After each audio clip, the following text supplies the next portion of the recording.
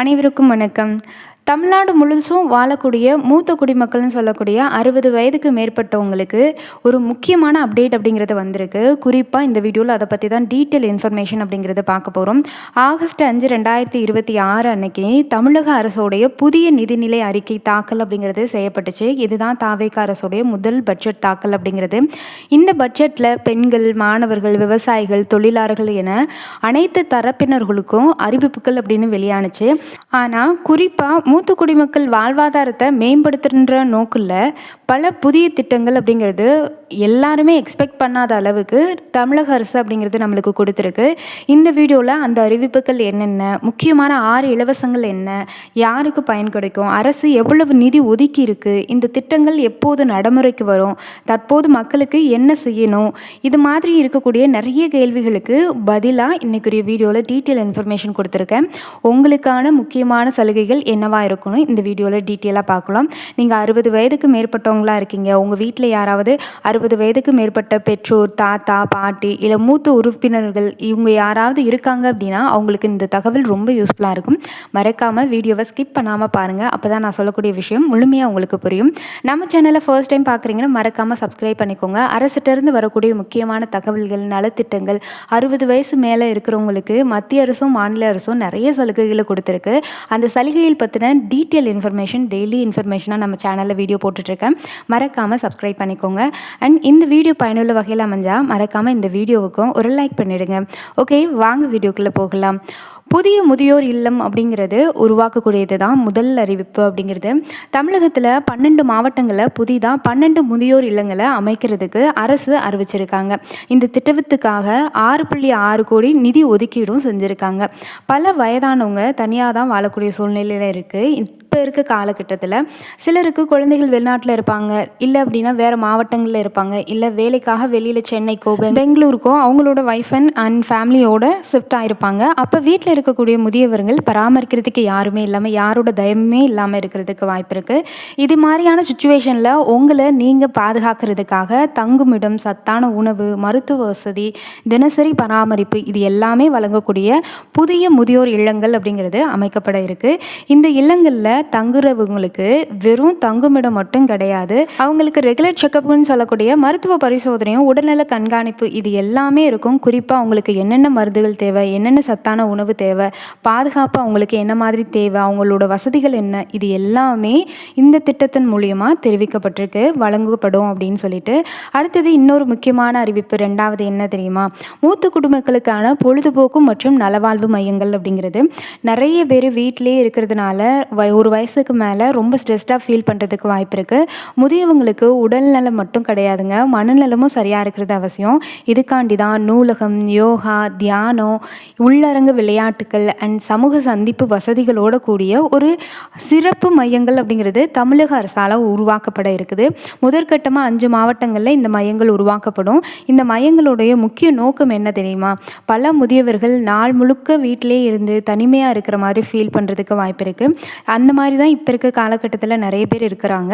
இதனால் அவங்களுடைய மன அழுத்தம், கவலை, தனிமையாக இருக்கிற மாதிரியான உணர்வு இது எல்லாமே சரியாகணும், இந்த பிரச்சனை சரியாகணும் அப்படின்றதுக்காக தான் ஏற்படுத்தப்படுது. இந்த புதிய மையங்கள் மூலயமா அவங்களுக்கு ஒருவருடன் ஒருவர் சந்திக்கக்கூடிய வாய்ப்பு கிடைக்கும், புத்தகங்கள் படிக்க முடியும், யோகா, தியானம், உடலுக்கும் மனசுக்கும் ஆரோக்கியமான சூழலை ஏற்படுத்துகிற விதமாக தான் இத்தகைய செயல்முறை அப்படிங்கிறது இருக்குது. குறிப்பாக இதனால் அவங்களோட உடல் ஆரோக்கியம் மட்டும் இல்லை, மன உற்சாகமும் அதிகரிக்கிறதுக்கு வாய்ப்பு இருக்குது. அடுத்ததாக மிக மிக முக்கியமான ஒரு அறிவிப்பு, மருத்துவ அறிவிப்பு அப்படிங்கிறது தான். 1000 நடமாடும் முதியோர் சிகிச்சை மையங்கள் அப்படிங்கிறது கொண்டு வந்திருக்காங்க. தமிழகம் முழுவதும் 1000 நடமாடும் முதியோர் சிகிச்சை மையங்கள் அமைக்கப்பட போகுது அப்படின்னு சொல்லி தமிழக அரசு பட்ஜெட் தாக்கலில் வெளியிட்டிருக்கு. இதுக்காக 33 கோடி நிதி ஒதுக்கீடு அப்படிங்கிறதும் பண்ணியிருக்கு. இது ஏன் அவசியம், இது அவ்வளோ பெரிய அவசியமா இந்த திட்டம் அப்படின்னு சொல்லி கேட்டிங்கன்னா, கிராமப்புறங்களில் வசிக்கக்கூடிய பல முதியவர்களுக்கு மருத்துவமனைக்கு அடிக்கடி போகிறதுக்கு ரொம்ப சிரமமாக இருக்கும். வயது காரணமாக யாரும் கூட்டிகிட்டு போக மாட்டாங்க. இன்னொருத்தவங்கள நம்பி இருக்க வேண்டிய சூழ்நிலை இருக்கிறதுனால அவங்களால தனியாக அந்த மருத்துவமனைக்கு போக முடியாது. சிலருக்கு போக்குவரத்து வசதி அவங்க ஊரில் இல்லாமல் கூட இருக்கலாம். அதனால் மருத்துவ சேவையை அவங்கள தேடியே நேரடியாக அவங்க வீட்டுக்கே வர மாதிரி இந்த திட்டம் அப்படிங்கிறது கொண்டு வரப்பட்டிருக்கு. இதுக்கான மெயின் நோக்கமும் இதுதான். இந்த நடமாடும் மருத்துவமனை அப்படின்ற இந்த குழுவில் ஒரு மருத்துவர், ஒரு செவிலியர் அப்படின்றவங்க இருப்பாங்க. ஒரு இயன்முறை சிகிச்சை நிபுணர் அப்படின்றவங்களும் இருப்பாங்க. இவங்க கிராமங்களுக்கு நேரடியாக சென்று உடல்நல பரிசோதனை அப்படிங்கிறது செய்வாங்க. தேவைப்பட்டுச்சு அப்படின்னா உங்களுக்கு என்ன மருந்துகள் தேவையோ அங்கேயே உங்களுக்கு கொடுப்பாங்க. குறிப்பாக இந்த மருத்துவம் மூலியமாக உங்களுக்கு இருக்கக்கூடிய பிபி, சுகரு, மூட்டு வலி, எலும்பு தேய்மானம், வயது காரணமாக ஏற்படக்கூடிய பல்வேறு நோய்கள் இது எல்லாத்தையுமே ஆரம்பத்திலே சரி செய்கிறதுக்கும் அதுக்கு சிகிச்சை அளிக்கக்கூடிய திட்டமாக தான் இந்த திட்டம் அப்படிங்கிறது இருக்கும்.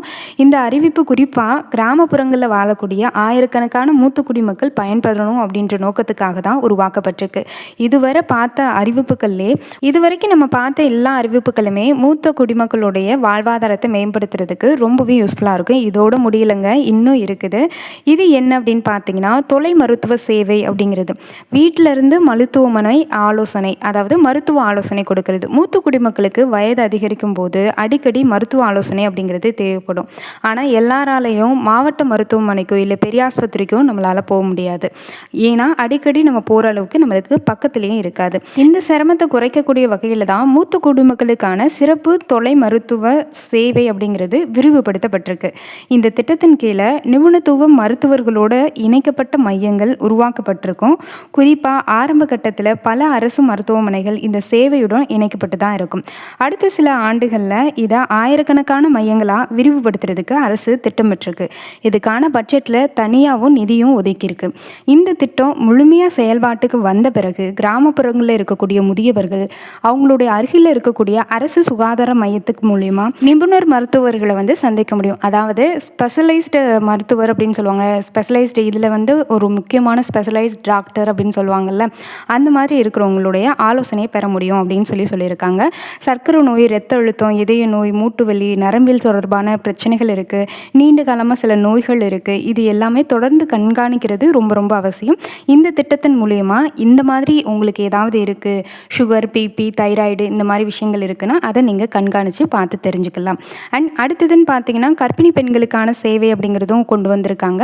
இந்த பட்ஜெட்டில் கர்ப்பிணி பெண்களுக்கு புதிய சேவை மையங்கள் அப்படிங்கிறது உருவாக்கியிருக்கு. மகப்பேறு டேட்டுக்கு, அதாவது டியூ டேட்டுக்கு முன்னாடியே மருத்துவமனை ரொம்ப தொலைவாக இருக்கும். அதனால் அவங்களுக்கு ஏற்படக்கூடிய சில சிரமங்களை தவிர்க்கிறதுக்காக அவங்க வசிக்கிறதுக்கு கரெக்டாக அவங்க டியூ டேட்டுக்கு முதல் ஒரு வாரங்கள் வரைக்கும் வசிக்கிறதுக்கு ஏற்ற ஒரு மையங்கள் உருவாக்கப்படும்.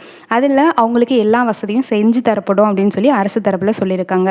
அடுத்த முக்கியமான மூத்த குடிமக்களுக்கான ஒரு முக்கியமான திட்டம் அப்படிங்கிறது, மூத்த குடிமக்கள் நீங்கள் வயதான காலத்தில் புனித யாத்திரை போடணும்னு எல்லாருமே ஆசைப்படுவீங்க. ஆனால் அதுக்கு கையில் காசு இருக்கா அப்படின்றது ஒரு கொஸ்டின் மார்க்காக இருக்கும். அதை இலவசமாக நீங்கள் போகிறதுக்கு தான் தமிழக அரசு முக்கியமான ஒரு திட்டம் அப்படிங்கிறது கொண்டு வந்திருக்கு. அதுதான் மூத்த குடிமக்களுக்கான புனித யாத்திரை திட்டம் அப்படிங்கிறது. இந்த திட்டம் அப்படிங்கிறது மூத்த குடிமக்களுக்காக அறிவிக்கப்பட்ட ஒரு முக்கியமான திட்டம் அப்படின்னே எடுத்துக்கலாம். பல முதியவங்க நீண்ட நாள் ஆசை அப்படிங்கிறது இருக்கும். வாழ்நாள் முழுக்க நம்ம கஷ்டப்பட்டுட்டோம், இனிமேல் கடைசி காலத்திலேயாச்சும் புனித தலங்களுக்கு ஒரு முறையாச்சும் போய் வழிபட்டுட்டு வரணும் அப்படின்னு எதிர்பார்த்துட்டு இருப்பாங்க. அவங்களுடைய அந்த தேவையை பூர்த்தி செய்கிற விதமாக தான் இத்தகைய திட்டம் அப்படிங்கிறது அமைஞ்சிருக்கும். குறிப்பாக இதோடைய மெயின் கருத்து என்னென்னா, அரசு ஏற்பாட்டிலே புனித யாத்திரை மேற்கொள்ளக்கூடிய திட்டமாக இது இருக்கும். இந்த திட்டத்தின் கீழ் தேர்வு செய்யப்படக்கூடிய பயனாளிகள் அப்படிங்கிறவங்களுக்கான பயணத்துக்கான அந்த செலவாக இருக்கட்டும், தங்கும் இடம், உணவு, தேவையான உதவிகள் எல்லாமே கவர்மெண்ட் சைட்லேருந்தே வழங்கப்படும். இதனால் ஆயிரக்கணக்கான மூத்த குடிமக்கள் பயன்பெறுவாங்கன்னு அரசு எதிர்பார்க்குது. ஆனால் குறிப்பாக ஒரு சில விஷயங்களை நீங்கள் தெரிஞ்சுக்கணும் நண்பர்களே. இந்த திட்டத்திற்கு யார் விண்ணப்பிக்கலாம் அப்படின்றது, வயது வரம்பு என்ன, வருமான வரம்பு இருக்கணும், குறிப்பாக எந்த மாவட்டத்தில் எப்போது தொடங்கும், இது மாதிரியான விரிவான நடைமுறை வழிகாட்டுதல்களை சம்மந்தப்பட்ட துறையிட்டிருந்து தனியாகவே இதுக்கான இன்ஃபர்மேஷன்ன்றது வரும். அந்த அறிவிப்புகள் வெளியான பிறகு தான் இதுக்கு விண்ணப்பிக்கவும் முடியும், விண்ணப்பித்து நீங்கள் போகவும் முடியும். முக்கியமான ஒரு விஷயம் என்ன அப்படின்னா, இந்த பட்ஜெட்டில் அறிவிக்கப்பட்ட பல திட்டங்கள் கொள்கை அறிவிப்புகள், அதாவது இந்த திட்டங்கள் எல்லாம் செயல்படுத்துவதா தமிழக அரசாங்கம் நம்மளுக்கு சொல்லியிருக்கு. ஒவ்வொரு திட்டமும் எப்போ தொடங்கும், எந்த மாவட்டத்தில் முதல்ல அமல்படுத்துவாங்க, யார் தகுதியானவங்க, எங்கே விண்ணப்பிக்கணும், இது மாதிரியான நடைமுறை விவரங்களை பின்னாடி அரசாணை அப்படிங்கிறத வெளியிடும்.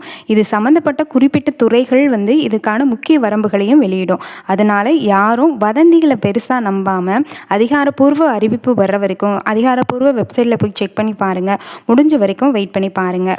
இது வரைக்கும் பட்ஜெட்டில் என்னென்ன அறிவிக்கப்பட்ட முதியோருக்கான முக்கியமான திட்டங்கள் அப்படின்றத பார்த்தோம். முதியோர் இல்லங்கள், நடமாடும் மருத்துவ சேவைகள், தொலை மருத்துவ வசதி, பொழுதுபோக்கு மையங்கள், புனித யாத்திரை திட்டம், இந்த மாதிரி மூத்த குடிமக்களுக்கான நிறைய நலத்திட்டம் அப்படிங்கிறது வந்துச்சு. இப்போ இந்த திட்டங்கள் நடைமுறைக்கு வந்தால் பொதுமக்கள் என்ன செய்யணும், யார் பயன்பெறலாம், எந்த ஆவணங்கள் தயாராக வச்சுருக்கணும் அப்படின்னு பார்த்தீங்கன்னா, முதல்ல அரசு ஒரு திட்டத்தை பட்ஜெட்டில் அறிவிக்குது அப்படின்னா அது நடைமுறைக்கு வர்றதுக்கு 2 வெவ்வேறு நிலை இருக்குது. ஒன்று, பட்ஜெட் நிதி ஒதுக்கப்பட்ட பிறகு சம்மந்தப்பட்ட துறை அரசாணைகளை வெளியிடும். அதில் எந்த மாவட்டம் முதல்ல தொடங்கப்படும், யார் தகுதியானவங்க, எங்கே விண்ணப்பிக்கணும், என்னென்ன ஆவணங்கள் தேவை அப்படிங்கிறத தெளிவாக குறிப்பிடும். ஆனால் உங்கள் மாவட்ட ஆட்சியர் அலுவலகம், சமூக நலத்துறை, அரசு மருத்துவமனை அண்ட் ஊராட்சி நிர்வாகம் வெளியிடக்கூடிய அதிகாரப்பூர்வ அறிவிப்புகளை நீங்கள் தொடர்ச்சியாக கவனிச்சிட்டே இருக்கணும். இப்போ ஒரு முக்கியமான கேள்வி அப்படிங்கிறது, இந்த திட்டங்கள் வந்த உடனே என்னென்ன ஆவணங்கள் தேவைப்படலாம் அப்படின்னு பார்த்தீங்கன்னா, பொதுவாக இது போன்ற அரசு நலத்திட்டங்கள் ஆதார் அட்டை, குடும்ப அட்டை, வயது சான்று, வருமான சான்று, வங்கி கணக்குடைய விவரம், செல்பேசி, அதாவது உங்களோட மொபைல் எண் அப்படிங்கிறது ஆதார் எண்ணோடு இணைச்சிருக்கக்கூடிய மொபைல் எண் அப்படிங்கிறது, இந்த மாதிரியான ஆவணங்கள் தான் கேட்பாங்க. ஒவ்வொரு திட்டத்துக்கும் வேறு வேறு மாதிரியான விதிமுறைகள் இருக்கும். அதனால் வேறு வேறு ஆவணங்கள் கேட்குறதுக்கும் வாய்ப்பு இருக்குது. மூத்த குடிமக்களுடைய குடும்பத்தினருக்கு ஒரு வேண்டுகோள் என்ன அப்படி தெரியுமா? உங்கள் வீட்டில் வயதான பெற்றோர் அல்லது தாத்தா, பாட்டி இவங்க எல்லாரும் இருக்காங்கன்னா அவங்களுடைய ஆவணங்களை மட்டும் சரியாக புதுப்பிச்சு வச்சுக்கோங்க. இப்போது சரி பார்த்து வச்சுக்கிட்டிங்கனாலே குறிப்பாக இன்னும் ஒரு சில மாதங்களில் வரக்கூடிய அதுவும் நடைமுறைப்படுத்தக்கூடிய இந்த திட்டங்கள் மூலியமாக நீங்கள் பயன்பெறலாம். குறிப்பாக நீங்கள் என்னென்ன ஆவணங்களை சரியாக வைக்கணும்னா, ஆதார் விவரங்கள், வங்கி கணக்கு அண்ட் மொபைல் எண், இது 3ம் சரியாக இருக்கான்னு பாருங்கள். வங்கி கணக்கில் மினிமம் பேலன்ஸ் மெயின்டைன் ஆகிட்டு இருக்கணும். குறிப்பாக வங்கி கணக்கோட ஆதார் எண் இணைச்சிருக்கணும். ஆதார் எண்ணோட உங்களுடைய கைபேசி எண் அப்படிங்கிறது கையிலேயே இருக்கணும், அதுவும் செயல்பாட்டில் இருக்கணும். இது 3மே சரியாக இருக்கான்னு பார்த்துக்கோங்க, சரியாகவும் வச்சுக்கோங்க. அப்போ தான் எல்லாமே உங்களுக்கு சரியாக இருக்கும். ஏன்னா ஓடிபி அப்படிங்கிறது மொபைல் எனக்கு வரும். அந்த ஓடிபி மூலியமாக தான் நீங்கள் சில விண்ணப்பங்கள் அப்படிங்கிறதே பூர்த்தி செய்ய முடியும். அதனால் இது எல்லாத்தையும் சரியாக வச்சுக்கோங்க. அதே மாதிரி அரசு மருத்துவமனைகளில் நடைபெறக்கூடிய இலவச மருத்துவ முகாம்கள், முதியோர் நல முகாம்கள், அதே மாதிரி கிராம சுகாதார முகாம்கள், இது பற்றிய தகவல்களை தொடர்ந்து தெரிஞ்சுக்கிறதுக்கும், நடமாடும் மருத்துவ சேவை உங்கள் பகுதிக்கு வந்துச்சு அப்படின்னா உடல்நல பரிசோதனை தவறாமல் செஞ்சுக்கோங்க. குறிப்பாக இந்த பட்ஜெட்டில் அறிவிக்கப்பட்டிருக்க திட்டங்களுடைய நோக்கம் மூத்த குடிமக்கள் பாதுகாப்பாக இருக்கணும், ஆரோக்கியமாக இருக்கணும், அவங்க மரியாதையோடு நடத்தப்படணும், அவங்க வாழ்க்கையை தரம் உயரணும் அப்படின்றதுக்காக தான் இந்த திட்டங்கள் எல்லாமே தமிழக அரசு பல லட்சம் முதியவர்களுக்கு நேரடியாக பயன் சேரணுன்றதுக்காக இந்த திட்டங்களை உருவாக்கியிருக்கு. இது கூடவே முக்கியமான ஒரு திட்டம் அப்படிங்கிறது, மாதம் 1000 ரூபாய் பெற்றுட்டு இருந்த மகளிர் உதவித்தொகை திட்டத்தின் கீழே பெற்றுட்டு இருந்த முதியோர்கள் எல்லாரையுமே முதியோர் உதவித்தொகை திட்டத்தின் கீழே மாற்றி மாதம் 3000 ரூபா அவங்களோட வங்கி கணக்கில் வரவு வைக்கிறதா முதியோர் உதவித்தொகை நலத்திட்டம் அப்படின்றது உருவாக்க இருக்காங்க. அண்ட் அதுவுமே இன்னும் அமல்படுத்துறது எப்போ அப்படின்னு சொல்லலை. பட் அறிவிப்புகள் அப்படிங்கிறது வெளியாகி இருக்கு. பட்ஜெட் அப்படிங்கிறது ஒதுக்கியிருக்கோம் அப்படின்றது சொல்லியிருக்காங்க. அதிகாரப்பூர்வ அறிவிப்பு இன்னும் வெளியில் வரல. இந்த வீடியோவில் நான் சொன்ன தகவல்கள் நடைமுறை அறிவிப்புகள் வெளியாகும் போது அதையுமே உடனுக்குடன் நான் உங்களுக்கு அப்டேட் கொடுத்துட்றேன். மறக்காமல் அதிகாரப்பூர்வ அறிவிப்புகள் வெளியான உடனே நம்ம சேனலில் இருக்கக்கூடிய வீடியோவை பார்க்குறதுக்கு சேனலை சப்ஸ்கிரைப் பண்ணிக்கோங்க. அண்ட் பக்கத்தில் உள்ள பெல் ஐக்கனுமே கிளிக் பண்ணி வச்சுக்கோங்க. இந்த வீடியோ பயனுள்ளதாக இருந்தால் மறக்காமல் லைக் பண்ணுங்கள். இது மாதிரியான அரசு திட்டங்கள், புதிய அறிவிப்புகள், மக்களுக்கு வரக்கூடிய பயன் தரக்கூடிய தகவல்கள், இதை பற்றி தெரிஞ்சுக்கிறதுக்கு நம்ம சேனலை மறக்காமல் சப்ஸ்கிரைப் பண்ணி சப்போர்ட் பண்ணுங்கள். இத்துடன் இத்தகவல் முடிவடைகிறது. நன்றி, வணக்கம்.